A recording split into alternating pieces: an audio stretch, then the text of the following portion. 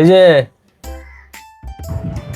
আরে বাবা, এ তো জামাই রাজা, বিয়ে করে তো একবারে জামাই রাজা হয়ে গেছে গো। তোমাকে তো দেখাই যাচ্ছে না। আরে না না, এরকম কোনো ব্যাপার নয়। আর কি, কাজ থাকছে তো সংসারের, অনেক প্রচুর চাপ বেড়ে গেছে, যার জন্যে আর কি একটু দোকানটা কমই আসা হচ্ছে। ও, বিয়ে করার পর তোমার সংসারে কাজের চাপ বেড়ে গেছে? আরে না না, সেরকম কোনো ব্যাপার নয়। ব্যাপার হচ্ছে যে কাজের চাপ মোটেই বাড়ে না, কারণ সে আমার অর্ধাঙ্গিনী। আমরা দুজনেই কাজ অর্ধেক করে করি, বুঝতে পারলে?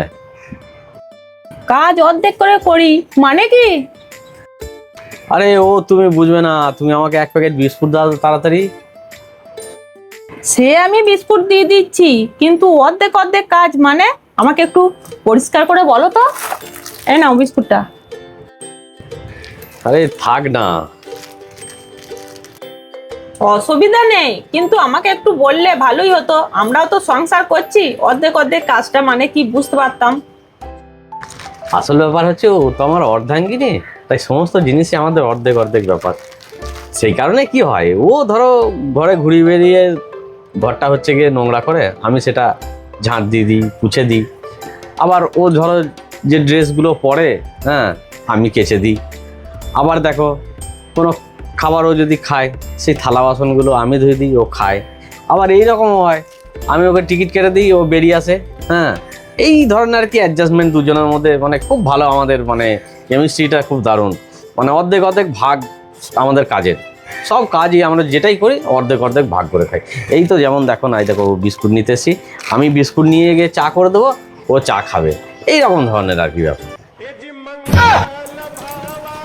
সত্যি তোমাদের বোঝাপড়াটা না দারুণ। দেখো আমাদের এত বছরের সংসার, তাও এই বোঝাপড়ার জায়গা এখনো তৈরি করে উঠতে পারিনি। আর তোমার এই নতুন নতুন বিয়ে হয়ে যে এত বোঝাপড়া, পরে বয়স হলে যে তোমাদের বোঝাপড়াটা কোন জায়গায় যাবে না, আমি সেটা ভেবে পাচ্ছি না। যাই হোক, তুমি আর দেরি করো না, বিস্কুট নিয়ে বাড়ি যাও। তুমি চা করে দেবে তবে তো তোমার বউ খাবে। যাও যাও যাও, তাড়াতাড়ি যাও। আরে হ্যাঁ হ্যাঁ, একদম ঠিক। আরে কে ফোন করছে, দেখি দেখি ফোনটা কে করলো। দেখছো তোমাদের বৌদি ফোন করছে।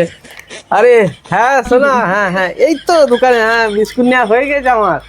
আরে তুমি হাত পা ধুয়ে ব্রাশ করে বসো, আমি ঝট করে গিয়ে চাটা বানিয়ে দিচ্ছি। হ্যাঁ হ্যাঁ হ্যাঁ হ্যাঁ হ্যাঁ, দেখেছো তোমাদের বৌদি ফোন করেছে, আমি চাটা বানিয়ে দেবো তবে তো খাবে। এই যে এই যে এই যে পয়সাটা। হ্যাঁ হ্যাঁ, ঠিক আছে, আস।